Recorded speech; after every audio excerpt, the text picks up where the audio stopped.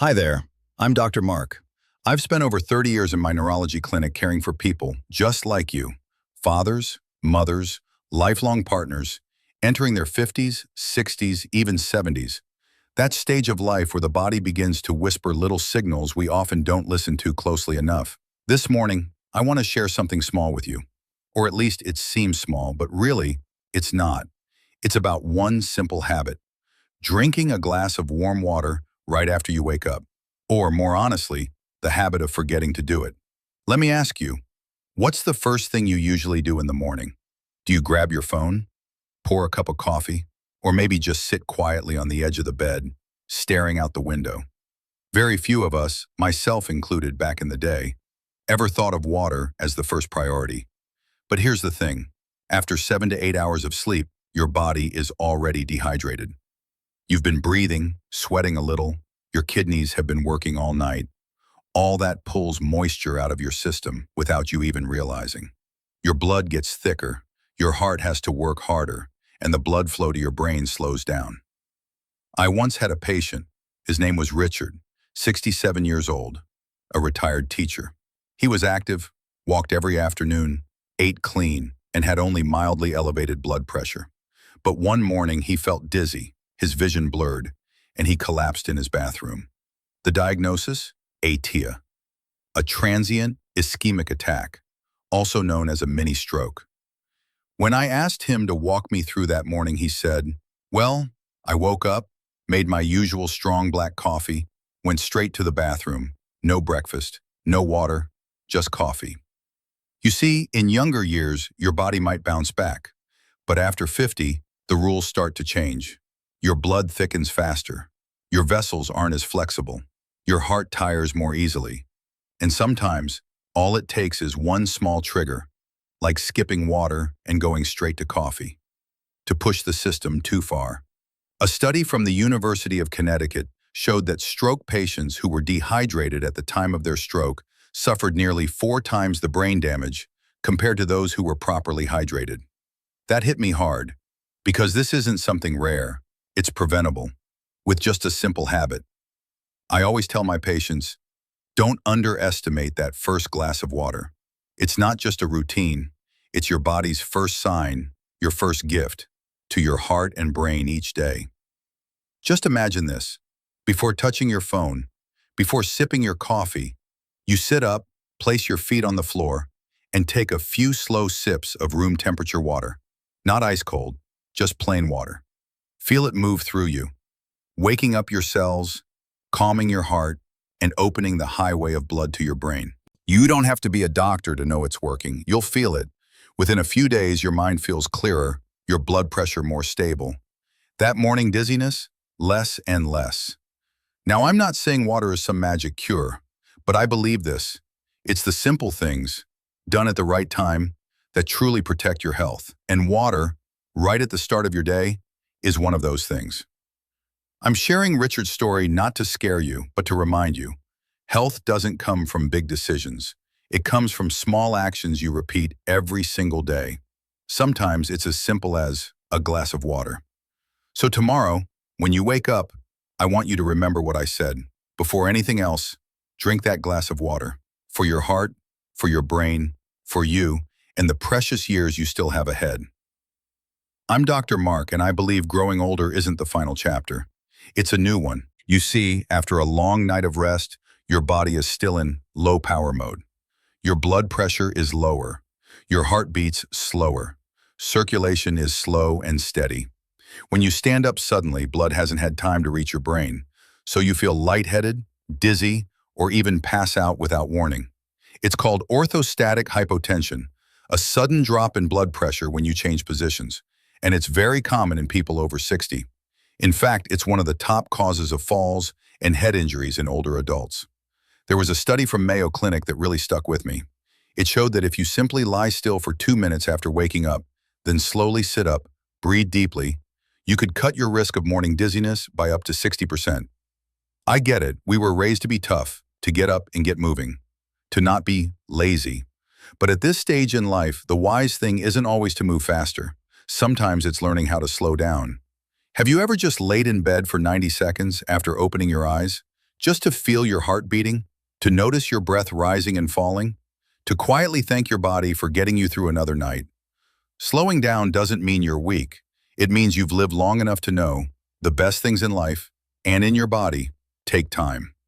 So tomorrow morning, don't rush. Stay in bed for 1 minute, then sit up slowly. Take a few deep breaths. Plant your feet gently on the floor. And remember, drink that first glass of water. Taking care of your health at this age doesn't have to be complicated. It just means being kind, especially in the morning, especially to yourself. Because the one person who's been with you through it all is your body. Now, I want you to imagine this. You wake up after a long night's rest, still a little foggy, still half in that strange dream, and you feel the urge to use the bathroom. But instead of getting up, you think, wait, let me check my phone first. Read a few headlines, rest a few more minutes. It can wait. Sound familiar?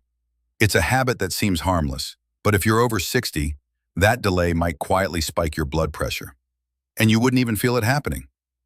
I once treated a patient. His name was Charles. He was 74, a retired electrical engineer, never smoked. His blood pressure was well controlled. But one morning, he had a mild stroke, a TIA. When I asked him to walk me through his morning, he admitted, I woke up at 5:30, but stayed in bed until 6. I had to pee, but I just didn't feel like getting up. You see, when you hold your urine too long after waking up, your body doesn't just quietly wait, it reacts. It starts releasing stress hormones like adrenaline and cortisol, which are meant to help you feel alert, yes. But when those chemicals surge all at once, while your bladder is full, they can make your heart race, your blood pressure spike, and your blood vessels constrict rapidly. When you're young, your body can usually recover. But after 60, your blood vessels have lost some of their elasticity. Your heart doesn't pump as powerfully as it used to. And that pressure, it can be the final push, leading to reduced blood flow to the brain.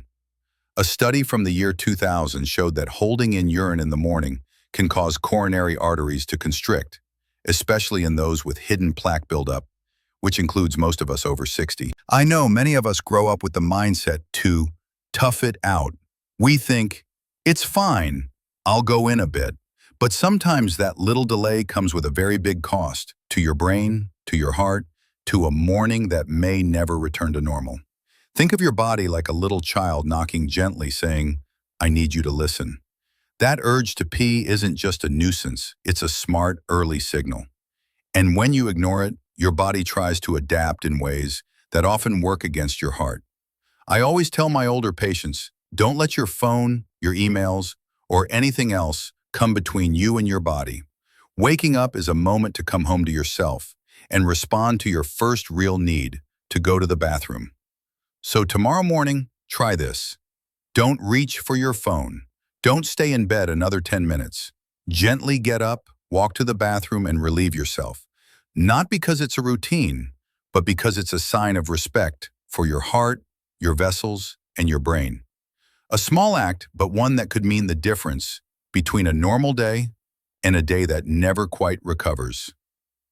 Listen to your body from the very first moment. If this message awakens something in you, share it with someone you love. Aging isn't about staying silent. It's about learning to truly listen to yourself. Now let me ask you this. Do you have this habit? Waking up and heading straight to the coffee machine, taking your first sip on an empty stomach, before breakfast, before water, just to feel more awake, to be more productive. I get it, I really do. I've done it myself. As a doctor, I've had more rushed mornings than I care to count. Coffee in hand, running out the door. And I used to think, coffee helps me feel sharp, so it must be good, right? But then I started noticing things. On mornings I only had coffee and no food, my heart beat faster. I felt edgy, sometimes a little lightheaded. Once, while examining a patient, I noticed a subtle tremor in my hand. And soon, my patient started telling me similar stories. One woman, Eileen, 68 years old, told me she had 2 strong cups of coffee every morning before breakfast. She said, Doctor, I'm wide awake, but my brain feels like a tight guitar string. It's tense. overstretched, like my mind's not really at peace, or even though my eyes are wide open. We ran some tests and monitored her blood pressure, and sure enough, after drinking coffee on an empty stomach, her blood pressure spiked, her blood vessels constricted, or her heart was racing. But her brain? It wasn't getting enough blood, or because circulation had been redirected to deal with the caffeine surge. That's why she felt awake, but not truly clear. A 2011 study found that drinking coffee on an empty stomach can double the risk of a transient ischemic attack, a mini stroke, within just an hour, especially in people with high blood pressure or age-related blood vessel stiffness. The problem isn't coffee itself, it's when you drink it, and what shape your body is in when you do. Remember this, coffee raises adrenaline, the hormone that helps you feel awake, but it's also a stress hormone. It speeds up your heart, tightens your blood vessels, and if your stomach's empty, this reaction hits harder because there's no food to cushion the effect. I'm not telling you to quit coffee. I know it's a beloved habit, part of morning culture, like an old friend, but I want you to treat it wisely. Tomorrow morning, instead of going straight to the coffee machine, start with a glass of warm water. Then eat something light, a piece of bread, a bit of fruit, maybe half a banana. Then make your coffee and sip it slowly. You'll feel the difference. Your body won't feel jolted, your heart rate stays steady, your mind feels clear, not tense, not jittery. That's the kind of alertness that's healthy, alertness that doesn't hurt your heart. At our age, we may not have the stamina of our 30s or 40s, but we do have wisdom. And that wisdom says, be gentle with yourself. Coffee can still be your friend if you welcome it at the right time. Now let me say this, not to scare you, but to help you stay alert. There are small signs, subtle ones, that if we ignore, may cost us the rest of our lives. Have you ever felt a bit dizzy in the morning, like the floor tilted just a little under your feet? Or your right hand felt slightly weak, like it couldn't quite lift the coffee cup? Or maybe you tried to speak, but the words didn't come out right, as if your tongue wasn't quite keeping up. Many people brush that off. Maybe I didn't sleep well, probably just getting old, or must have eaten something salty last night. But as someone who's been a neurologist for 30 years, I can tell you those small moments can be your brain's first whispers. A stroke is on the way. One of my patients, Judy, 66 years old, told me she was brushing her teeth one morning when she suddenly couldn't control the brush with her right hand. She laughed and told her husband, "Guess I slept on my arm funny." But just 3 days later, she had a real stroke, paralyzing the right side of her body. There's a condition called TIA, transient ischemic attack, what we call a mini stroke. It lasts just a few minutes, then disappears. But it's not harmless. It's a knock on the door. And if you don't open that door, next time, it might get kicked down. Don't reassure yourself with, "It's probably nothing." In medicine, silence doesn't always mean safety. Sometimes silence is the first alarm. I know many folks hesitate to call a doctor. They don't want to bother their kids, don't want to go to the ER. It's too much trouble, too expensive.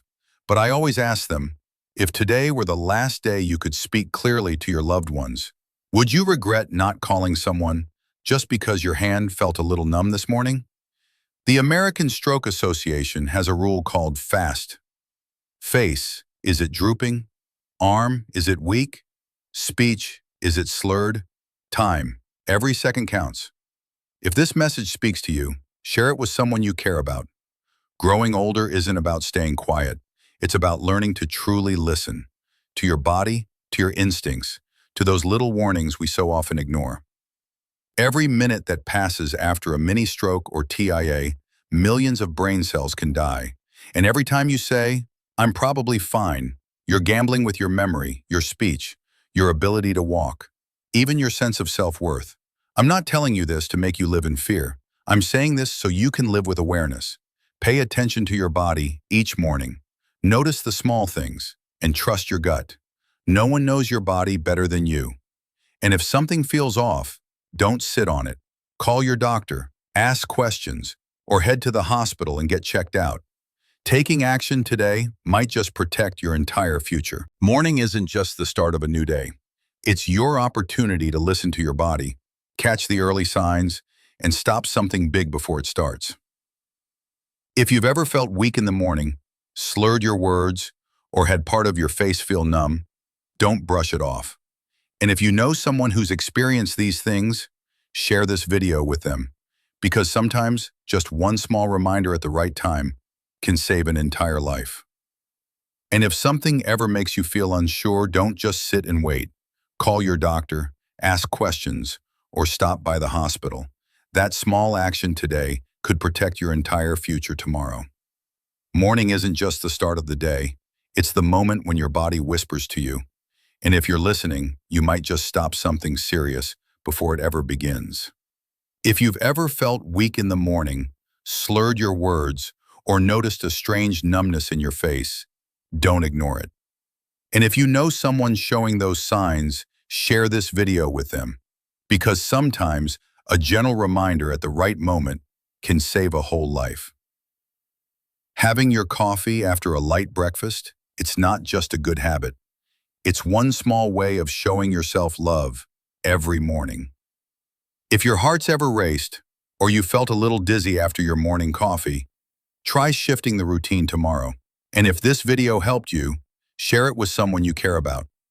Because maybe their coffee is trying to tell them something too. I grew up in a middle-class family in Iowa. Every morning, my mother served the same kind of breakfast many Americans grew up with: eggs, sausage, a slice of white bread, sometimes a bowl of cereal. And I still remember the smell, warm, familiar, and salty. We never thought of breakfast as dangerous. But after 30 years as a doctor, I can say this with full seriousness.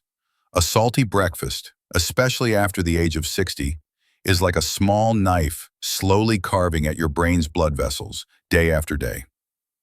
You see, salt raises your blood pressure, that part we know. But what many people don't realize is your blood pressure is already naturally higher in the morning because of cortisol, the hormone that wakes you up. So when you add salt on top of that, it's like pouring gas on a fire. One study from 2012 showed that people who consumed over 4,000 milligrams of sodium per day had 2.5 times the risk of stroke compared to those who stayed under 1,500 milligrams. And the sad truth? A typical American breakfast can already pack 1,000 to 1,500 milligrams of salt just in that first meal. I had a patient, Harold, 72 years old. He never thought he ate salty. Every morning he had low-sugar cereal, but it turned out to have 300 milligrams of sodium per serving. Add in 2 strips of bacon, a cheese-fried egg, and a slice of white toast. He was hitting nearly 1,300 milligrams before lunchtime. Then one day, Harold had a mini-stroke triggered by a sudden blood pressure spike. When he came to, he asked me, "Doc, I don't smoke, I don't drink, I just eat breakfast like everyone else. How did this happen to me?" I looked at him. I didn't give a lecture. I just said, "Maybe it's because you love life, but not quite enough to read the nutrition label each morning." Loving yourself isn't just about avoiding the bad. It's about being wide awake to what's familiar. You don't have to cut out all salt, but you do need to choose wisely. Start your day with real food, a boiled egg, plain oatmeal, fresh fruit, or a slice of low-sodium whole-grain toast. And don't let healthy-looking packaging fool you. I follow one golden rule. Keep your total breakfast sodium under 400 milligrams. Read the label. Don't eat from habit. Eat with awareness. Breakfast is the beginning of your day, but it can also quietly be the beginning of a chain reaction you never saw coming. If you love your memory, your voice, your steps, your emotions, don't underestimate the salt in your breakfast. Share this video with someone who still eats packaged foods every morning. You might just save them from a stroke before they even know it's coming. Have you ever woken up and gotten so caught up in the day that you forgot to take your medicine?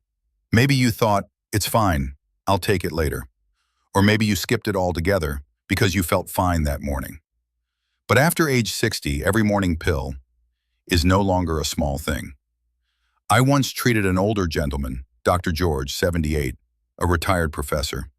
One day he was admitted to the hospital after a mini stroke.